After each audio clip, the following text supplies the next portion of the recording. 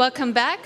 Before the break, we heard from Trent and David about challenges posed by AI to our control of resources and also to our sense of identity as creatures of knowledge. And both suggested ways in which AI technology should be developed respectively in order to avoid loss of control and achieve the dream of infinite knowledge. Our next speaker, Julie Maupin, will take this conversation further by talking about how the development of AI that is already so well in progress needs to be negotiated with the help of other disciplines, such as the social sciences, natural sciences, and also with the help of political institutions. Julie herself brings to this the perspective of an international economic lawyer, trained in both law and economics, whose research is concerned with the public impact and governance of new economic technologies, such as AI, and also cryptocurrencies and blockchains, which is a topic that she discussed at the CONVOCO Forum in Salzburg last summer. So we are very pleased to have her here again. And I should say Julie is a senior research fellow at the Max Planck Institute of Law in Heidelberg. Thank you very much. Thank you very much for the invitation. It's a pleasure to be here today. Before the break, we had quite a heavy, maybe almost cataclysmic introduction to artificial intelligence. I'm going to bring it down from the stratosphere a bit to the social science level, the level of law, governance, economics, maybe a bit more mundane, but try to make it a little bit easier to work with in a brass tacks kind of a way. This here, what you see on the screen, is a Texas Instruments TI-994A. This was my first home computer. Does anybody remember these? Or has something that looked like that in your house? So I grew up with a father who's a programmer, and we were always early adopters in my family. This was the first machine that I had to learn how to use. And you turn it on, and this nice screen appears, and it makes a beep. And then you get a command prompt. And that was it. So if you didn't know what to do from there, you were kind of hosed. And so my father told me, okay, this is the first thing you need to understand, Julie, the first rule of computer science, garbage in, garbage out. So if you put garbage in on the command line, it's going to bring garbage out. You're not going to be able to do anything useful with it. And that was considered the golden rule of computer science. So first, keep that in mind. What are we talking about when we talk about AI? We've already heard some very interesting examples, some very frightening examples for some people. And there's a lot that we could be talking about. We could be talking about a Roomba, just a little robot running around cleaning your floors. Might have some sort of intelligence built into it. Not very threatening seeming. If you Google this, you see nice pictures online of it going around your dog so that it doesn't hurt the dog. That makes it look very friendly. Or things like household assistants, Alexa, with Amazon and other providers that are providing this. I thought this actually reminded me a lot of Rosie the Robot from the Jetsons cartoons, which I think is interesting that they look very similar. But again, very, very harmless sounding type of a thing. Many of you probably have, or some of you probably, I know some of you have, Alexa at home. And it can be useful, can learn some things, but maybe not a whole lot.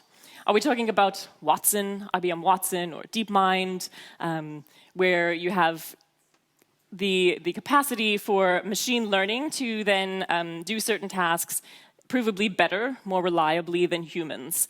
Famously, things like chess or special types of games that people become masters at, and then nowadays the machines are always basically better than the masters. So that's one version.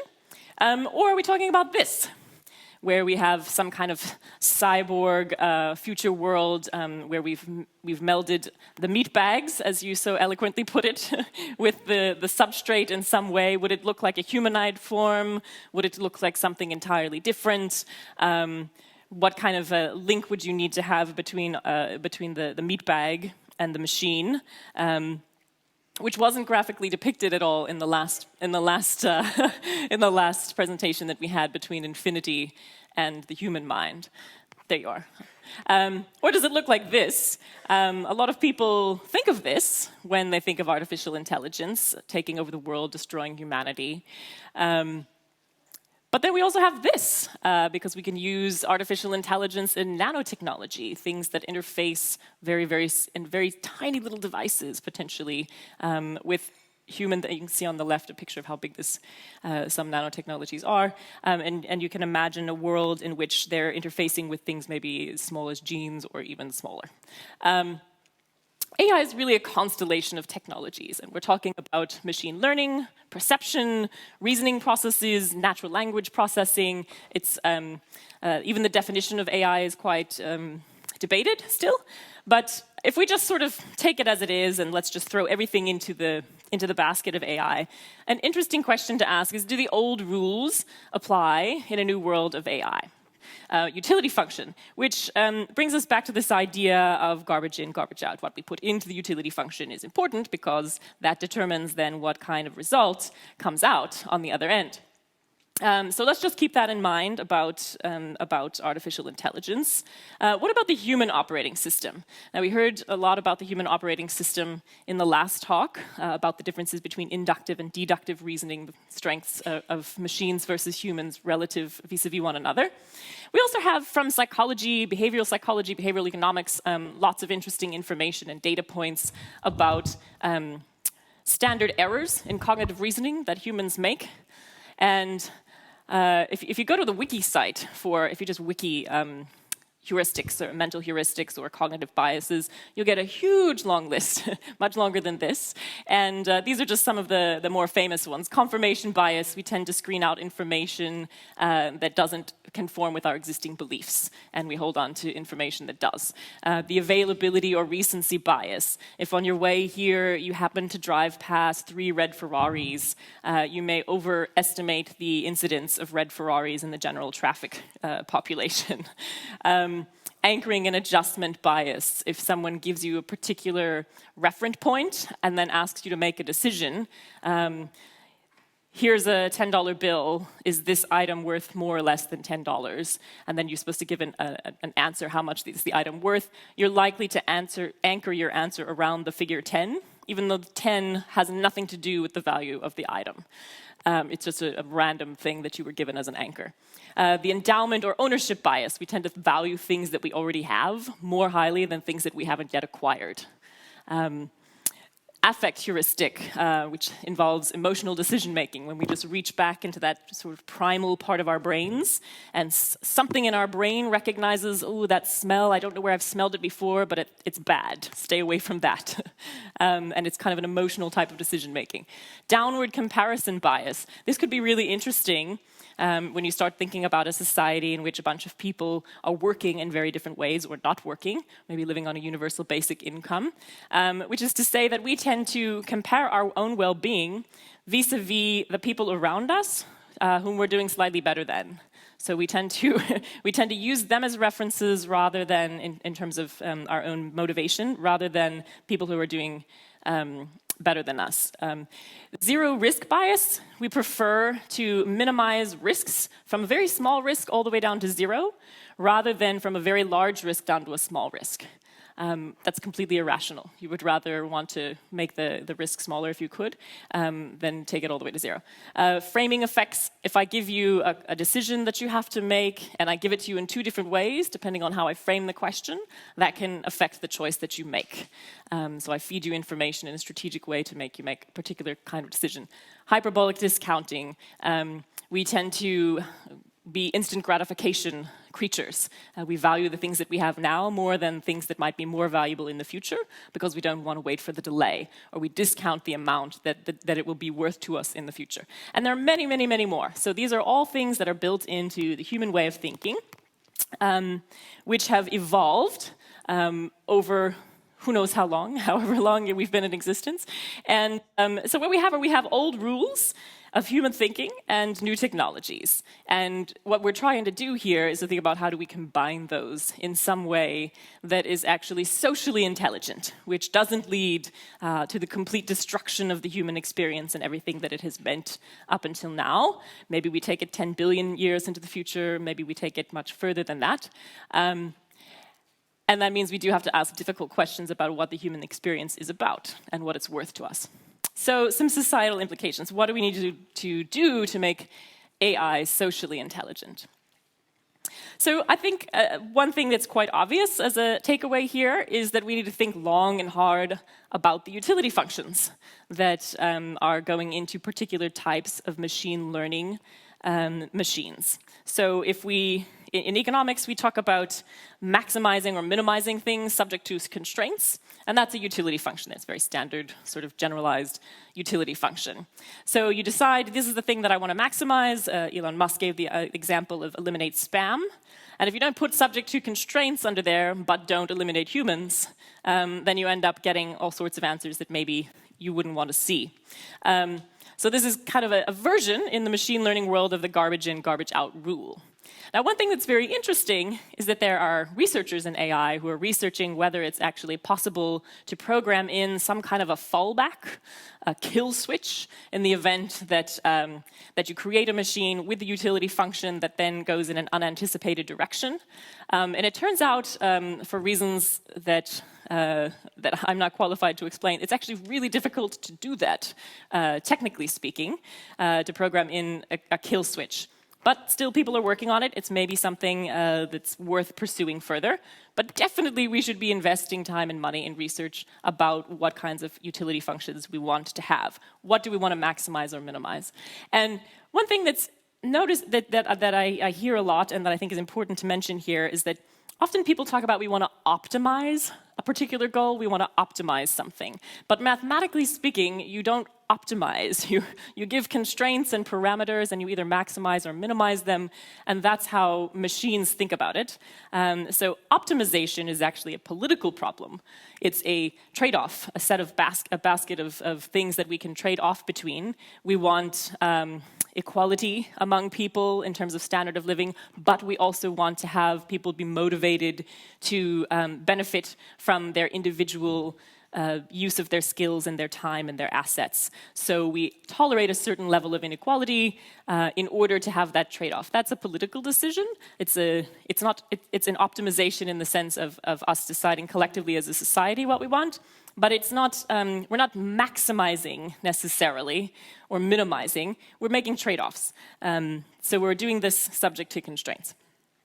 The second thing that we have to think long and hard about are which human operating system types of features we can and which ones we want to augment versus replace versus retain in an AI-powered environment.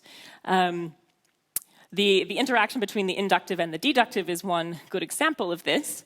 But if you think about the list of cognitive errors and biases that I just put up, now there's an area where, for example, I personally have a hard time remembering names.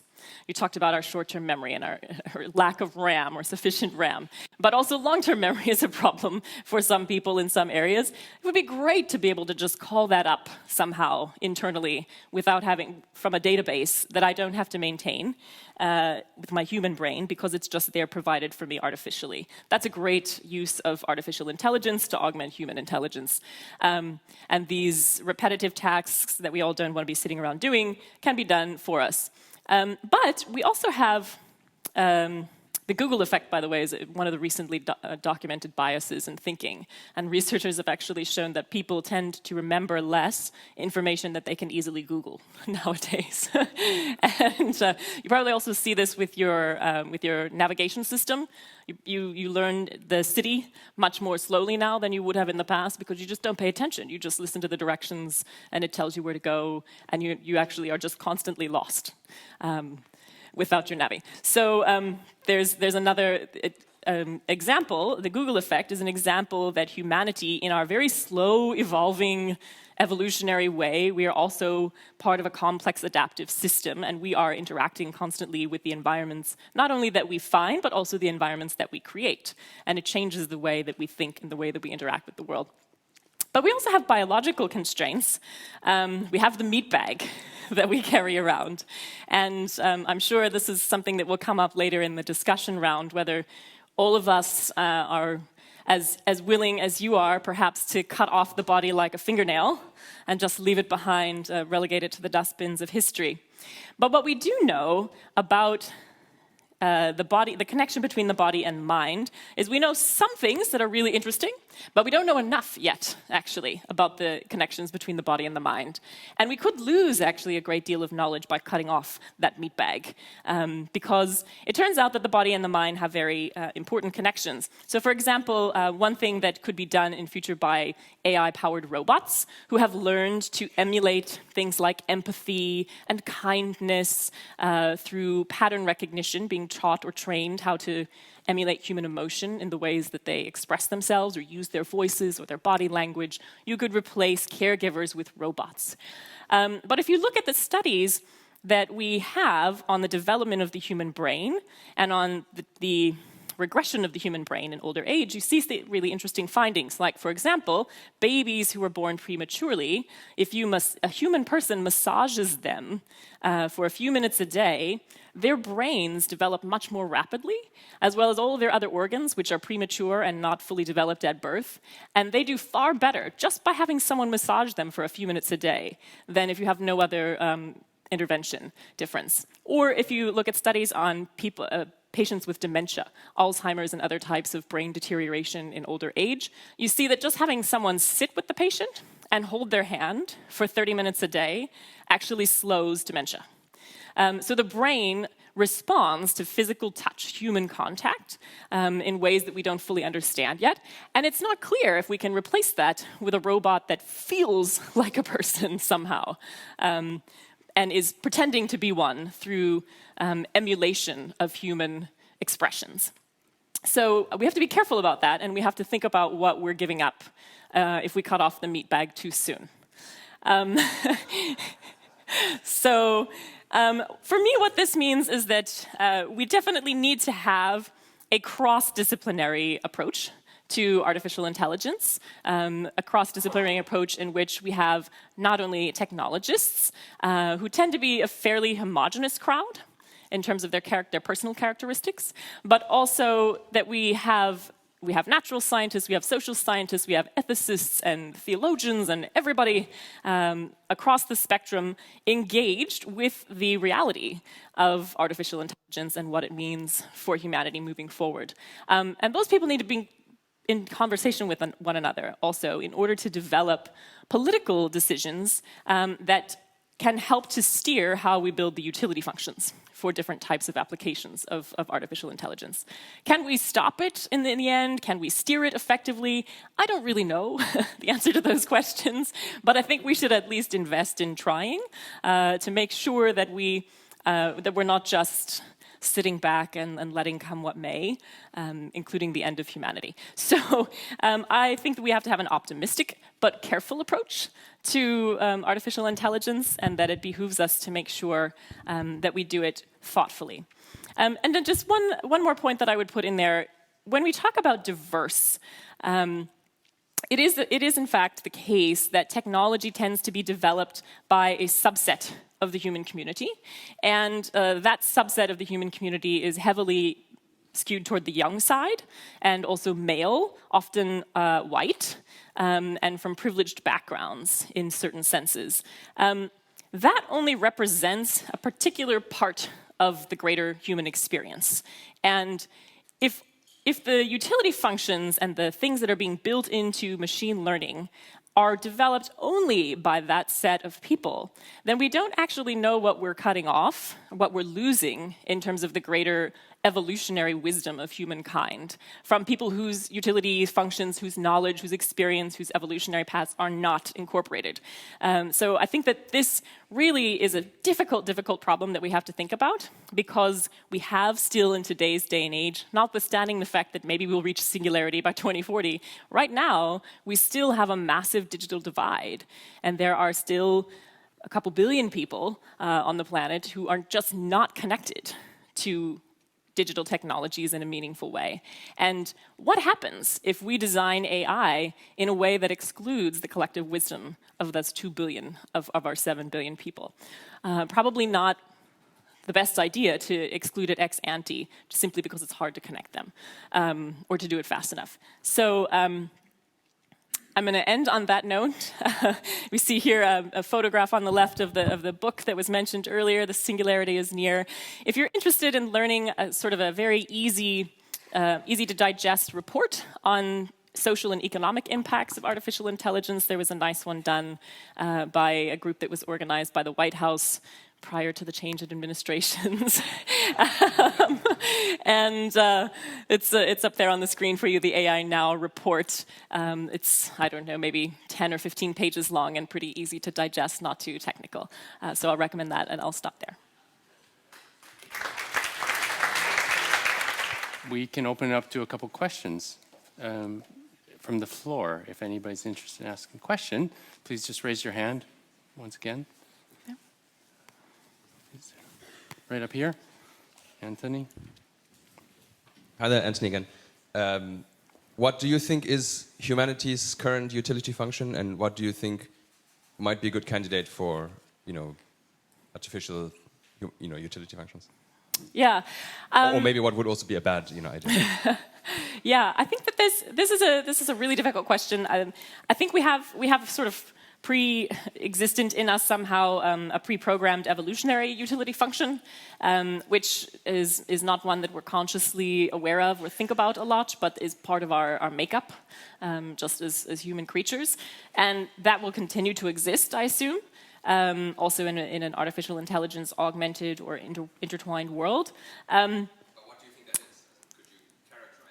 To characterize it as, well, I think certainly the propagation of the species is part of it, or the survival of the species is part of it, but also the continual improvement of the species, because that's inherent in survival somehow. From a philosophical perspective, what should it be in the future?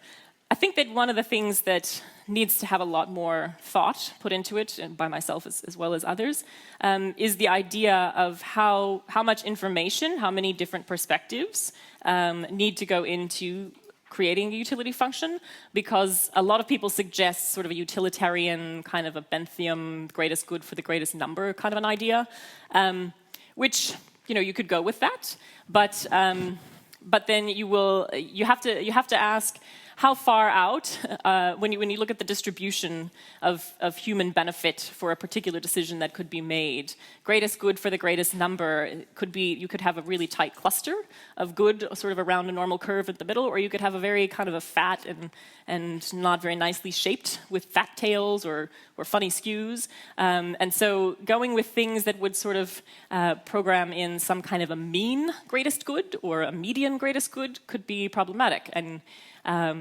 also raise ethical questions about diversity and about valuing diversity. Earlier there was a question asked about what about people whose brains aren't as beautiful as Teresa's, and I think that's an important question as well, the greatest good for the greatest number kind of questions, because it's not clear that in ideas like collective intelligence that a person who's born with severe mental handicap would be valued in the same way in that system that a person with extremely high intelligence and capacity to learn would be. Another question from the floor in the audience? Anybody? Do you think that social structure is a function of the technology or vice versa? I think it's both. As in like sort of forms of democracy or communism? I think it's both. This is definitely something that I think about a lot in my blockchain research. I think that social structure is definitely a function of technology, but also vice versa. Once technology makes it possible to structure society differently, that opens up new possibilities and opens up not only the opportunity to think about those, but just the practical reality that people will do it. If it's possible, people will do it. And that the very fact of them doing it, creating decentralized applications for money, for contracting, for whatever, they're doing it, and it changes the way that we think about governance. The slide that was shown about how we need to detach ourselves from the nation state and think more about what it means to have human agency or individual agency in a decentralized world, I think that's absolutely the direction that will go in the future. And it will be sort of an iterative feedback loop. I think you can't separate the one from the other. Great, thank you. Okay, well, here we also have a question here in the corner. Yeah, my name is Franz von Weizsäcker. My question is, if you had a kill switch that would not only kill the particular AI, but kill the whole technology, would you use that kill switch in order to prevent humanity from being eradicated? I think that's kind of an impossible question to answer in the abstract, because it would depend on what else was being killed, I guess, along the way. I mean, a kill switch that's built in, a kill switch that's going to kill infinity, that's, you know, the collective intelligence of everyone, is a different moral question to me than a kill switch that's going to turn off the machine learning apparatus that we've created in order to eliminate spam. So I don't know. I mean, I don't know how to answer that question in the abstract. I think, yes, there would be circumstances under which certainly politically people would get together and say, let's use that kill switch, if it's even technically possible, which is not clear yet. But I think that politically it would be certainly a topic of discussion. And then if you can actually make a kill switch that's effective, you need some sort of a regime, a governance regime for deciding when and how to use it and who gets to make that decision.